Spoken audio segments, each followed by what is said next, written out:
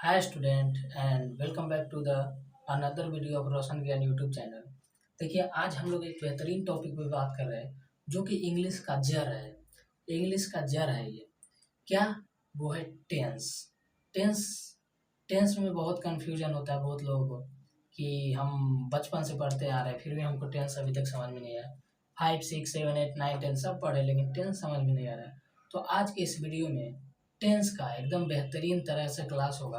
बस आपको वीडियो में लगे रहना है, और इस वीडियो को पूरा देखना है।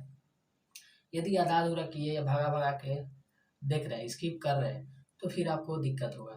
फिर आप ये नहीं समझ पाएंगे, जिस प्रकार से बचपन से करते आ रहे हैं वही करेंगे, फिर कभी नहीं सीख पाएंगे।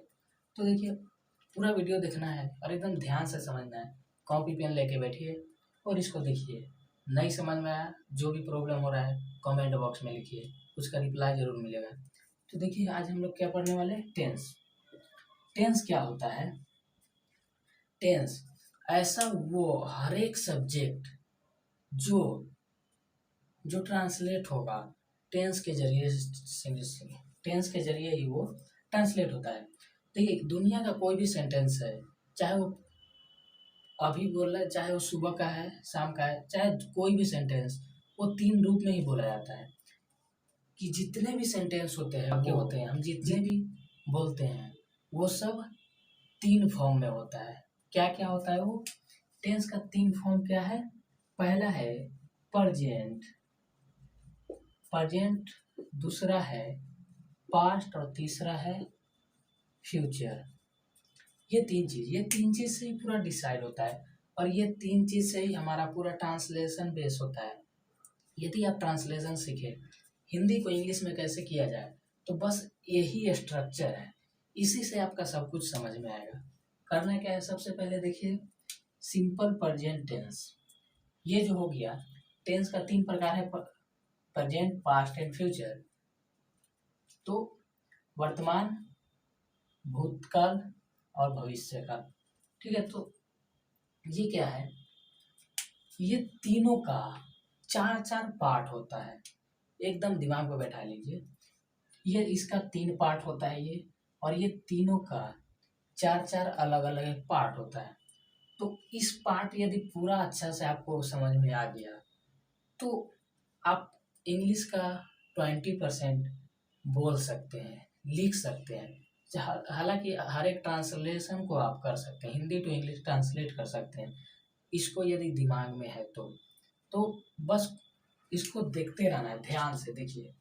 Simple present tense, simple present tense में क्या होता है, इसका भी एक रूल एंड रेगुलेशन होता है। कोई भी काम करने का एक रूल होता है। जैसे देख लीजिए, हम साइकिल चलाएंगे, तो साइकिल चलाने के लिए हमें क्या करना होता है? साइकिल चलाने के लिए सबसे पहले आपको हैंडल पकड़ना पड़ता है, फिर पैडल लगाना पड़ता है, पैडल पैडल लात रखना पड़ता है, फिर गिरते भी हैं, फिर गिरने के बाद फिर उठते हैं और फिर उसको चलाने का कोशिश करते हैं, और लास्ट में क्या होता है, हम साइकिल का मास्टर बन जाते हैं। साइकिल चलाने इतना एक्सपर्ट हो जाते हैं कि हैंडल छोड़ के भी चला सकते हैं। तो उसी प्रकार से यहाँ भी है। आप एक बार देखिए, समझ में नहीं है दोबारा देखिए, इसको लिखिए, वीडियो को स्किप मत कीजिए, इसको लिखिए। नहीं समझ में आ रहा है फिर देखिए, तभी आप अच्छा से समझ पाएंगे। और एक बार समझ लिए तो वो जिंदगी भर के लिए हो जा रहा है। तो करना क्या है, देखिए सिंपल प्रेजेंट टेंस का रूल रेगुलेशन बोले तो रूल होता है। देखिए इसका सब्जेक्ट होता है प्लस एस या ई एस लगा रहता है, वर्ब वन और ऑब्जेक्ट। मतलब क्या हुआ, जैसे मैं जाता हूँ, आई गो, मैं साइकिल चलाता हूँ, आई ड्राइव माई साइकिल, मैं अपना साइकिल चलाता हूँ, आई ड्राइव माई साइकिल। तो देखिए एस ई एस लगा देता है। और बात आता है सिंपल प्रेजेंट में नेगेटिव में, तो मैं अपना साइकिल नहीं चलाता हूँ, मैं अपना साइकिल नहीं चलाता हूँ, यानी I I does not I does not drive my cycle, I does not drive my cycle, मैं अपना साइकिल नहीं चलाता हूँ। आई ड्राइव माई साइकिल, मैं अपना साइकिल चलाता हूँ। ठीक है, समझ रहे हैं नेगेटिव पॉजिटिव। देखिए नेगेटिव डू जो है, ये ध्यान देना है। डू, डू जो है वो प्लुरल नंबर के साथ लगाया जाता है और डज जो है वो सिंगुलर नंबर। प्लुरल और सिंगुलर क्या होता है? प्लुरल मीन्स होता है प्लुरल्स, प्लुरल्स मीन्स हुआ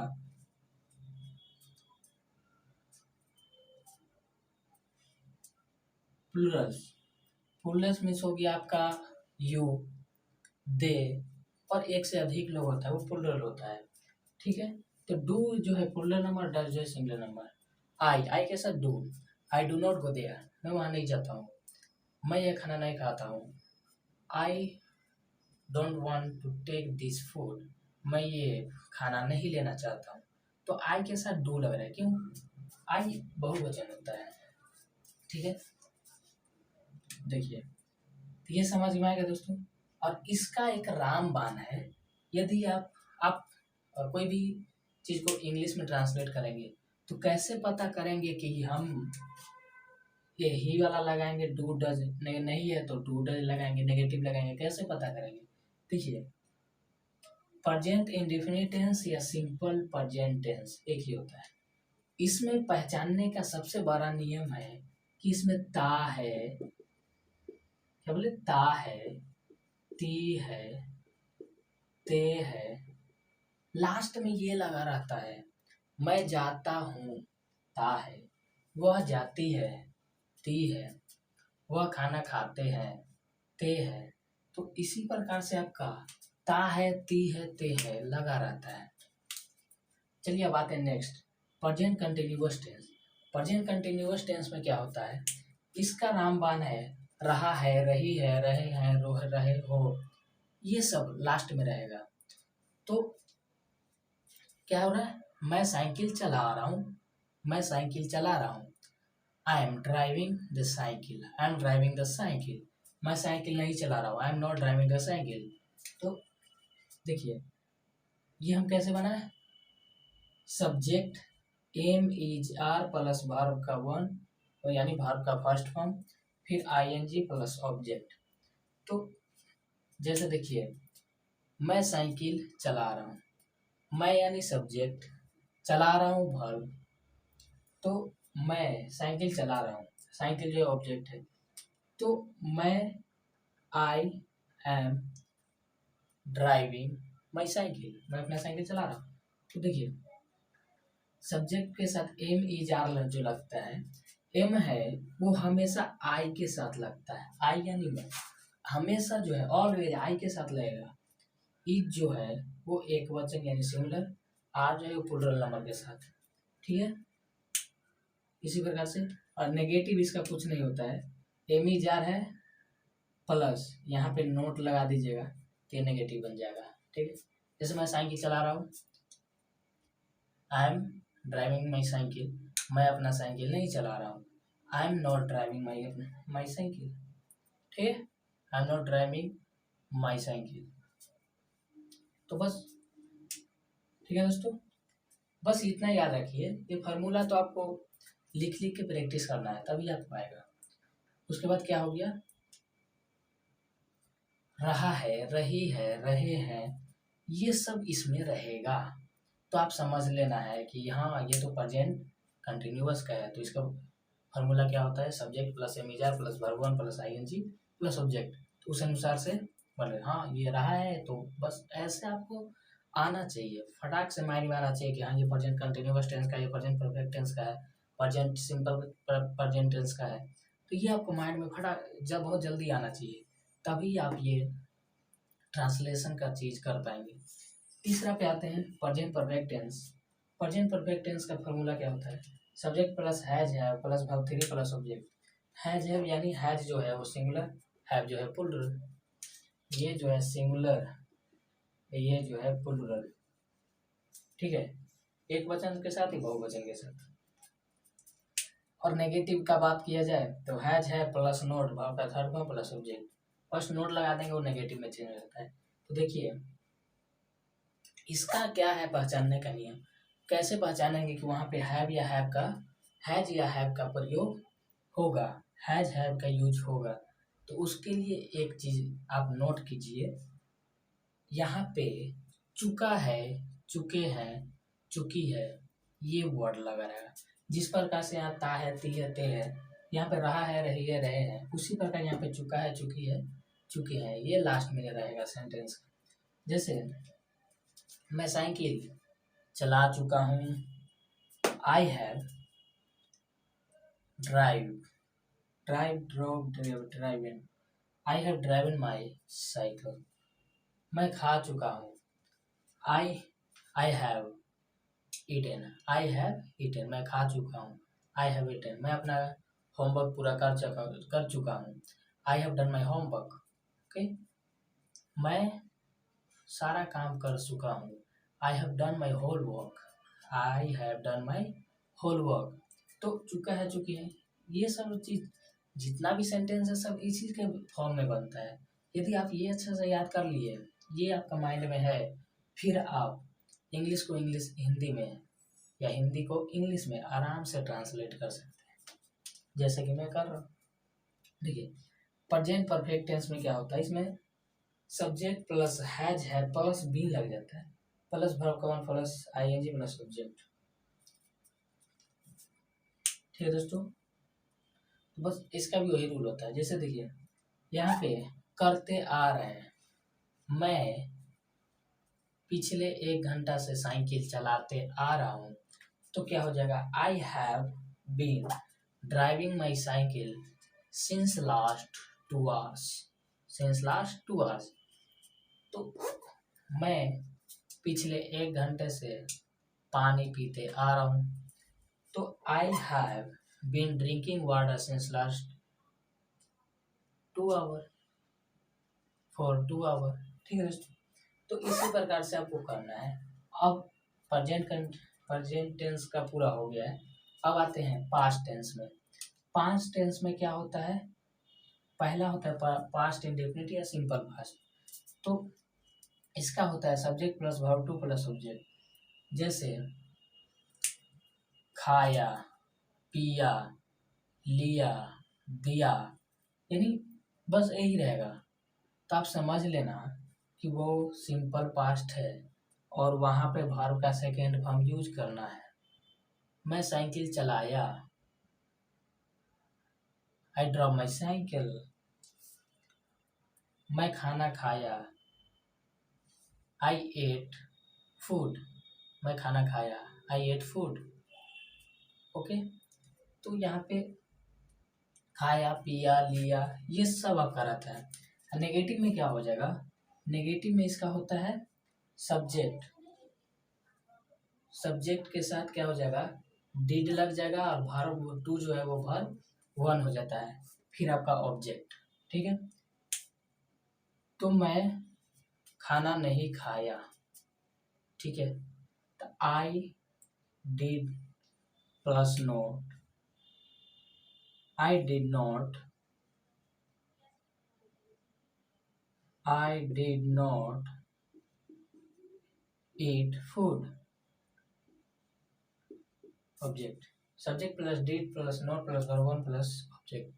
I did not eat food. मैं साइकिल नहीं चलाया, I did not drive my cycle. तो इस प्रकार से आपको बनाना है। पास्ट कंटिन्यूअस का बात किया जाए, subject plus was were plus verb one plus ING plus object, इसका भी वही करना है। इसका पहचानने का नियम क्या है, इसका पहचानने का नियम ये है, कर रहा था, खा रहा था, गा रहा था, इसमें है, इसमें था, इसमें गा, तो रहे खाएगा, पिएगा, लेगा। तो इस प्रकार से आपका होता है स्ट्रक्चर। उसी प्रकार से इसमें करना है। तो क्या हो रहा है, मैं खा रहा था, आई वॉज ईटिंग। मैं नहा रहा था, आई वॉज बाथिंग। ठीक है, मैं वहाँ जा रहा था, आई वॉज गोइंग देयर। मैं वहाँ जा रहा था, आई वॉज गोइंग देयर। तो इसी प्रकार से आपको बनाना है। पास्ट परफेक्ट का क्या होता है, subject plus had verb three plus object, verb का यहाँ पे थर्ड फॉर्म लग जाता है। इसको पहचानने का नियम क्या है, यहाँ पे क्या था, पास्ट परफेक्ट में चुका है, चुके हैं, चुकी है, तो यहाँ पे हो जाएगा चुका था, चुके थे, चुके थे। एक दूसरे से लिंकअप होता है दोस्तों, देखिएगा, ध्यान दीजिएगा। देखिए यहाँ पे क्या था, रहा है, रही है, रहे हैं, वही ये यहाँ पे आ रहा है तो पास्ट में रहा था, रही थे, रहे थे। तो इस प्रकार से यहाँ पे क्या हो जाएगा, रहा होगा, रहे होंगे। तो ये ऐसे पहचानने का ये नियम है। यदि एक ये चार अच्छा से कर ले रहे हैं तो इसी का बेस पे आप ये और ये तैयार कर सकते हैं। तो ये अच्छा से कीजिए, इसका बेस पे ये और ये ऑटोमेटिक तैयार हो जाएगा। पास्ट परफेक्ट है, सब्जेक्ट प्लस है भाव का धर्म ऑब्जेक्ट। यहाँ पे क्या हुआ था, चुका था, ये चुका है, चुकी है, चुके हैं। तो यहाँ पे क्या हो जाएगा, चुके थे, चुके थे।